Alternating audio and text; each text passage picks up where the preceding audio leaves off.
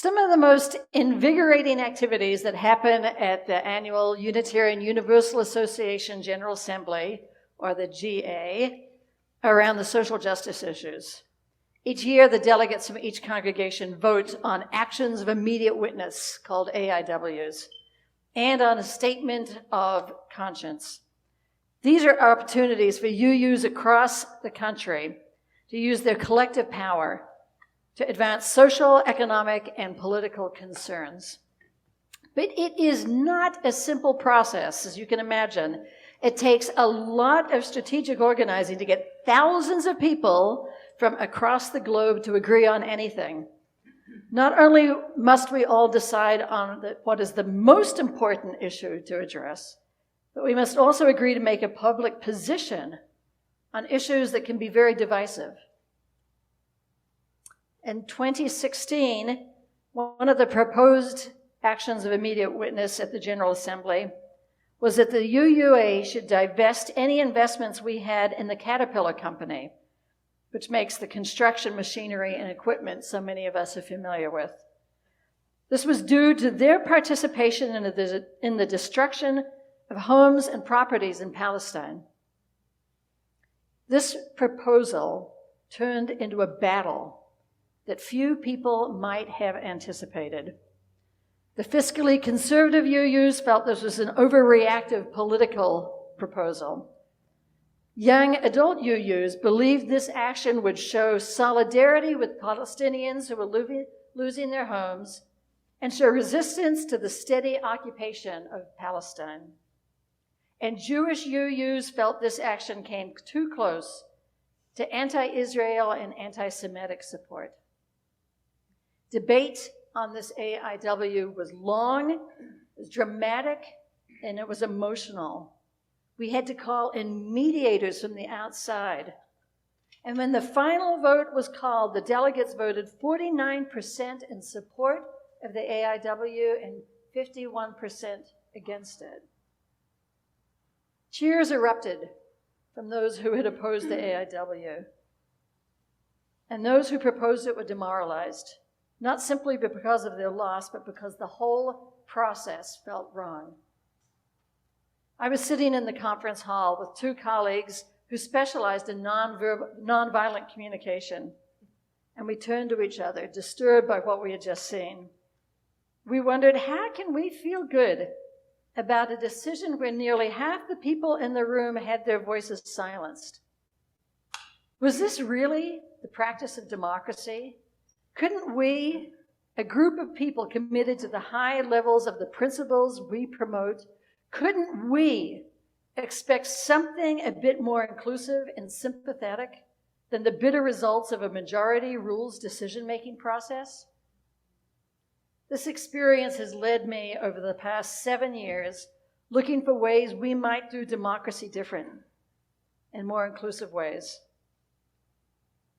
I proposed exploring how democratic decision-making works to one of my seminary teachers for one of our countering oppression classes.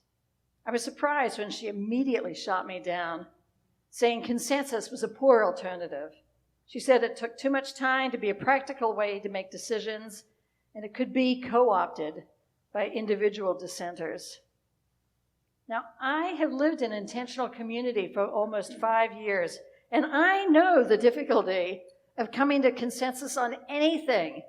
It took us 3 years of debate on the color of the living room to be painted, and we never came to a decision. Someone came in and painted it one day, and we don't know who it was. Thank God. But I wasn't thinking of either or. I wasn't thinking of consensus or majority rule. I was wondering if there could be something else. Surely, as our culture has evolved, so have our decision-making ways evolved, and our ways of understanding how we're in community evolved. As I started wondering, I expanded to include some of the other tools we rely on in our group decision-making, coming a lot from the corporate world. I noticed how we use organizational charts, creating those lines of decision-making and authority that establish a hierarchy. It makes it easy to understand and follow who is in charge of what. These organizational charts have become so standard that once we see the chart, we don't question who makes the most money and who has the most power in an organization. And the result is a great divide economically and socially between those at the top of our hierarchical charts and those at the bottom, even though we know, particularly these days, we know that those at the bottom are essential to the success of those at top. I also started looking at Robert's Rules of Order. My personal experience has involved watching this process countless times, a process that involves so many amendments, clarifications, procedural calls, and changes that it has left me bewildered. The result of it was that at the end I felt unable to participate in any significant way until the final vote was called.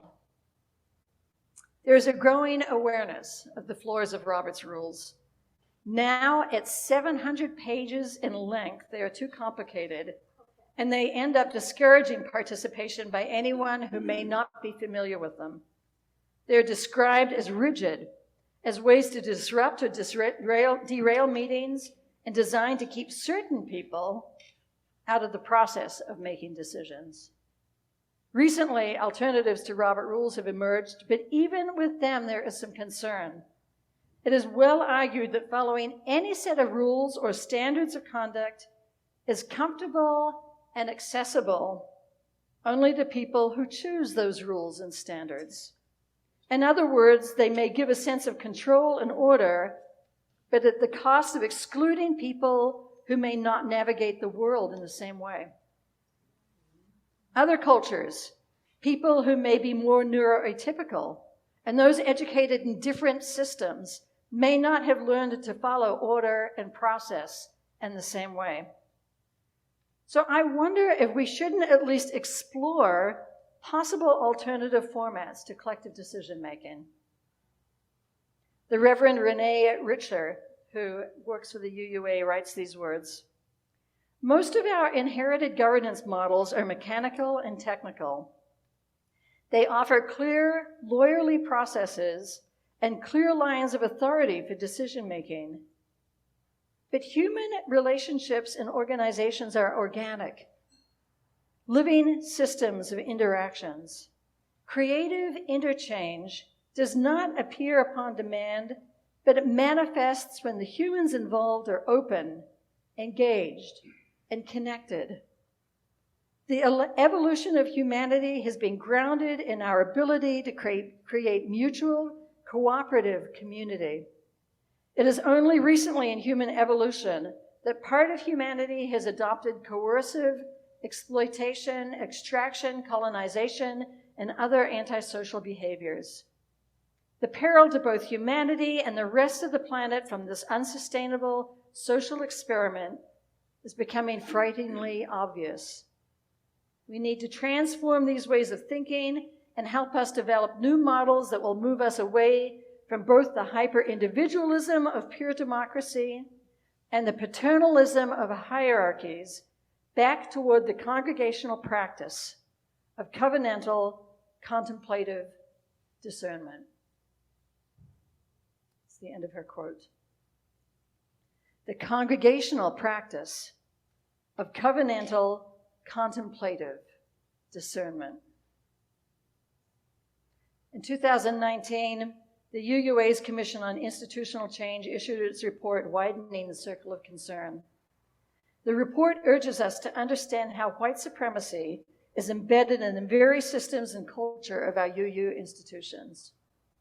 And it creates a clarion call to us to question and reimagine how we restructure ourselves to create mutual, equitable, consensual, and effective faith communities. At Northlake, we have studied this report. Last year, each board member read it. And this year, our integrated justice team used it to identify how we can change our system so that we are more justice-oriented. We identified our democratic decision-making as a concern that needed deeper discernment. Unitarian Universalists have a passionate commitment to democracy, right? It's part of our religion. It's foundational to the way we gather. We believe it so strongly that our fifth principle specifically affirms the right of conscience and the use of democratic process within our congregations and in society at large. We have been, and we remain strong advocates of free speech and of participation and governance with fair and equal access. But I propose to you that we have adopted governance and decision-making processes that may silence voices, limit access, and restrict participation to those who are not part of the dominant culture. We have inadvertently accepted ways of making decisions that uphold corporate practices without fully examining that we are in church, a place where we aspire to covenantal, contemplative decision-making. What would decision-making look like to us if we embrace the idea that love is at the center of all we do? As a faith community, we often say that love is the heart of who we are. As progressive thinkers, we call each other to act from a deep caring for all humans. These are the words of the social commentator and feminist theorist Bell Hooks. They write, "In this society, there is no powerful discourse on love emerging either from the politically progressive radicals or from the left. The absence of sustained focus on love in progressive circles arises from a collective failure to acknowledge the needs of the spirit and an overdetermined emphasis on material concerns. Without love, our efforts to liberate ourselves and our world community from oppression and exploitation are doomed. As long as we refuse to address fully the place of love in our struggles for liberation, we will not be able to create a culture of conversion where there's a mass turning away from an ethic of domination. The ability to acknowledge blind spots can emerge only as we expand our concern about politics of domination and our capacity to care about the oppression and exploitation of others." That's the end of her quote.